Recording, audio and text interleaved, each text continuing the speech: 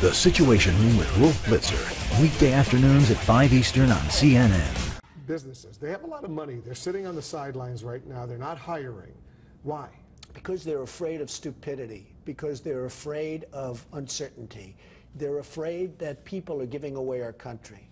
They're very, very concerned. They don't know what their taxes are going to be. They don't know what their health care is going to be. I have friends that weren't involved in the health care battle that are now calling me, and in one case, he said his health care bill, runs a big company, is going to be over $100 million higher than last year. And he's not exactly sure what to do. And this was a totally unexpected thing that happened, healthcare, to him. Now, he said, we take good care of our people, and we've always taken good care. But now we're spending over $100 million, and it's going to make us a non-competitive company. But I have other friends. So what you're saying, these companies want a certainty. They want to know what the future is before they go spend their money. They want certainty. They want to know that we're being led properly.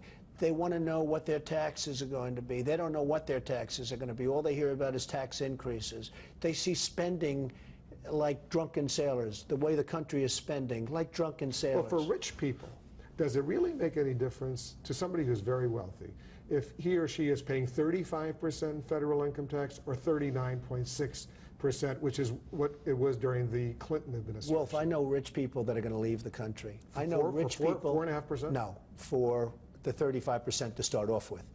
Because you can move to Switzerland, you can move to other, these are international people. These are international traders and international business people. They do a lot of business out of the United States. They do more business out of the United States. They don't have to pay these huge taxes. They can move to another country. I'm not moving, I'm not leaving, okay? But they have people, you have people that are anonymous people that are very rich, that are very great businessmen, that put lots of people, they're going to leave the country. The taxes are too high. They're going to leave the country, and you're going to see it. It's no different than people leaving New York for Florida, or people, except they're leaving the United States for a different country. And you're going to have people leaving this country in droves. These jobs that have been lost, the millions of jobs over the past few years, are they permanently lost, you think? I think they're, well, until we get smart with how we handle OPEC, how we handle China, how we handle, to a lesser extent, India. I mean, you have some of these credit card companies, you call, you get India. They have people sitting in India working out your credit card situation in the United States. Why? Why is that?